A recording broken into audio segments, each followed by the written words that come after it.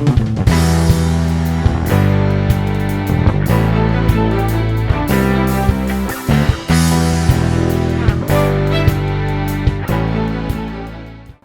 Ibu, Saudara yang dikasihi Tuhan, firman Tuhan hari ini kita ambil dari Lukas 8:49-50 yang berkata seperti ini. Ketika Yesus masih berbicara, datanglah seorang dari keluarga kepala rumah ibadat itu dan berkata, "Anakmu sudah mati, jangan lagi engkau menyusah-nyusahkan guru." Tetapi Yesus mendengarnya dan berkata kepada Yairus, "Jangan takut, percaya saja dan anakmu akan selamat."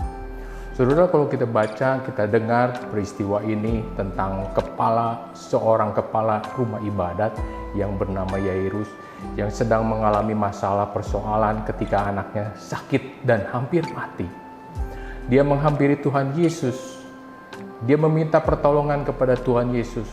Tetapi di tengah perjalanan menerima kabar, menerima berita. Dan berita yang disampaikan bukan dari orang lain, bukan dari sembarang orang, tetapi dari saudara atau dari keluarganya Yairus sendiri. Dan dikatakan, "Anakmu sudah mati, jangan engkau menyusahkan guru lagi." Saudara, sepertinya harapannya sudah hilang, tidak ada lagi. Putus harapan, tidak ada yang perlu diperjuangkan lagi. Sedangkan Yairus sedang berjalan bersama dengan Tuhan Yesus. Tetapi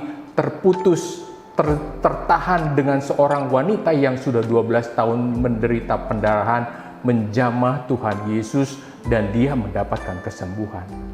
Saudara, ketika kita membaca firman ini, saudara pun mengerti bahwa ada sesuatu yang terjadi di dalam diri Yairus ketika mendengar berita yang tidak menyenangkan buat dirinya sendiri. Tetapi Tuhan Yesus saat itu pun mendengar. Ketika Tuhan Yesus mendengar itu, apa yang Tuhan Yesus katakan? Jangan takut, percaya saja. Mungkin hari-hari ini pun saudara dan saya banyak mendengar berita. Apakah berita itu baik atau tidak baik? Berita itu benar atau tidak benar? Berita dari sumber yang diyakini atau tidak diyakini? Tetapi seperti yang Tuhan Yesus katakan, jangan takut, percaya saja. Kenapa kita tidak boleh takut, saudara? Karena di 2 Timotius 1 ayat 7 dikatakan, sebab Allah memberikan kepada kita bukan roh ketakutan, melainkan roh yang membangkitkan kekuatan, kasih, dan ketertiban. Saya baca di terjemahan lain, sebab roh yang Allah berikan kepada kita bukanlah roh yang membuat kita menjadi penakut. Kalau saudara dan saya mendengar berita yang sekarang sedang terjadi, kita sudah memiliki roh yang untuk kita menjadi bukan penakut, seorang penakut. Sebaliknya roh Allah itu membuat kita menjadi kuat. Kuatlah senantiasa. Kuatlah senantiasa di dalam roh Tuhan yang ada pada kita, yang penuh dengan kasih dan dapat menahan diri. Seperti yang kita alami saat-saat ini, kita diharuskan menahan diri, mengurangi banyak kegiatan, social distancing. Biarlah kita juga bisa menahan diri, supaya kita juga mengikuti aturan yang pemerintah lakukan. Di 1 Yohanes 4 ayat 18 dikatakan, di dalam kasih tidak ada ketakutan. Kasih yang sempurna melenyapkan ketakutan, sebab ketakutan mengandung hukuman, dan barang siapa takut, ia tidak sempurna di dalam kasih.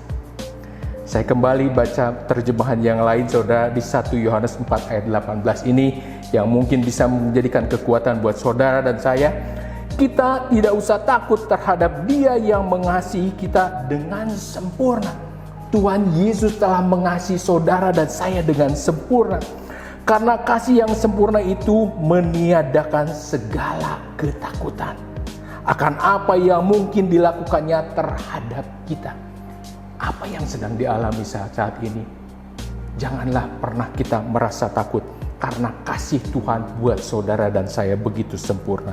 Lalu selanjutnya dikatakan, jikalau kita merasa takut, saya ulangi, jikalau saudara dan saya merasa takut, itu menunjukkan bahwa kita tidak yakin Benar bahwa Ia sungguh-sungguh mengasihi kita.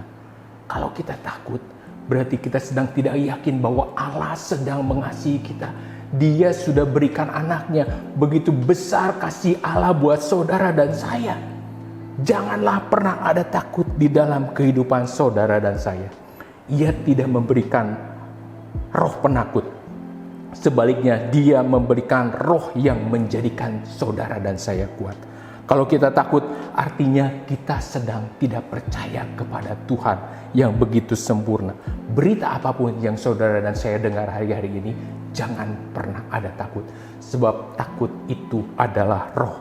Dan yang perlu diingat, ketika saudara dari Yairus itu, dia hanya menganggap Yesus sebagai guru, bukan sebagai Tuhan. Jadikan Tuhan Yesus sebagai Tuhan. Dan ingat senantiasa perkataan ini, jangan takut, percaya saja. Sekali lagi saya katakan, jangan takut, percaya saja. Terima kasih, Tuhan Yesus berkati.